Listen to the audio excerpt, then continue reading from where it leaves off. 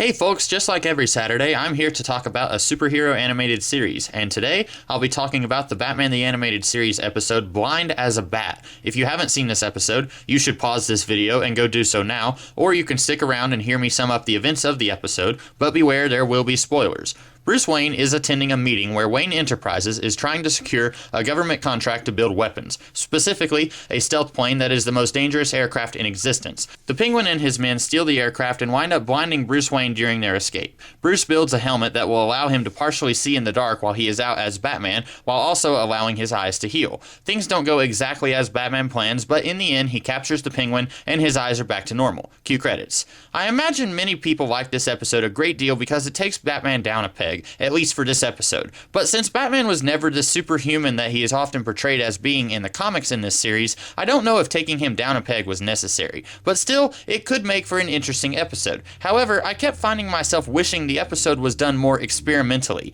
Compare this episode to the Batman Beyond episode Shriek, where they experimented with sound and how it played a part in not only being a superhero, but also how it plays a part in watching an episode of TV. Since this episode has Bruce Wayne completely blind for over half the episode, I think it would have been neat to see a large chunk of the episode be from Bruce's point of view. We would feel just as helpless as Bruce as he's in this scary factory trying to get away from a villain who knows that he's blind. Now I know what you're saying, this episode came out over 7 years before the episode of Batman Beyond that introduced Shriek, but I don't think it would have required any technology exclusive to 1999 to play around with Bruce being blind. And also, you might be saying, it's one thing to take away the sound and show the hero still walking around on the screen, but it's another thing entirely to take away the picture on the screen. Might as well just tell people that their TVs are broken when they really aren't. But I don't think you'd have to completely black out the TV screen to achieve the effect of including the audience in on Bruce's handicap. But if you darken the display and blurred any objects or people in Bruce's vision, it could have been a very interesting experiment for this episode. And like I said, it wouldn't have even needed to have been for very long. Just for a minute or so during the third act, and this episode would likely be much more well remembered than it currently is today. And that's not to say that it's remembered in a negative light.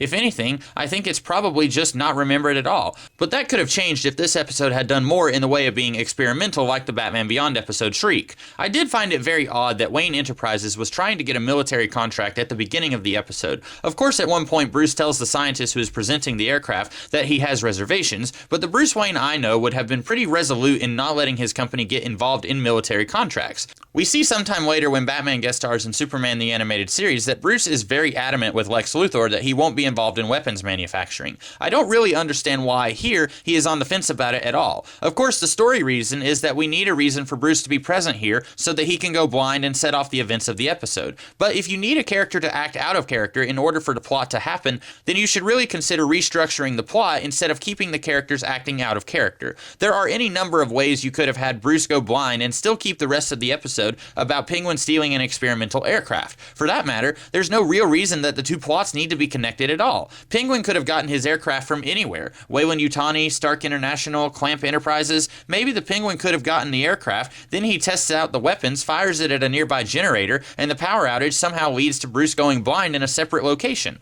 This would have worked out just as easily, and it wouldn't have compromised Bruce's character. And this isn't to say that a billionaire businessman being involved in weapons manufacturing is morally corrupt. It just doesn't seem like something that Batman would do based on what we've seen of him just in this world. We've had a wide variety of Penguin in this series, from the very awful, like I've Got a Batman in My Basement, to the very layered and almost tragic, like Birds of a Feather. This version falls somewhere in the middle. On the one hand, he is fairly formidable here with the most dangerous aircraft in Gotham. On the other hand, he's wearing an aviator helmet thing that, while it amuses me greatly, does not make him seem like a formidable foe. It makes him seem very silly despite my love for it. Overall, this episode isn't a bad episode, but I think what hurts it the most is the risks it did not take. If I had never seen the episode of Batman Beyond Shriek, I probably would have liked this episode a lot more. But again, it's not bad, just not as fantastic as I feel it could have been, both from an execution standpoint and with some strange character stuff. So that's what I thought of this episode. What did you guys think? And what did you think of my review? If you liked it, you'll be happy to know that next weekend I'll be doing a similar review of an episode of Batman Beyond. And the week after that, I'll be doing a review of the 2-part Batman the Animated Series episode, The Demon's Quest. So be sure to check that out when it happens. And of course, I do other videos throughout the week. And if you did like this video, be sure to like, share, comment, and subscribe. Until next time, I'll see you guys later.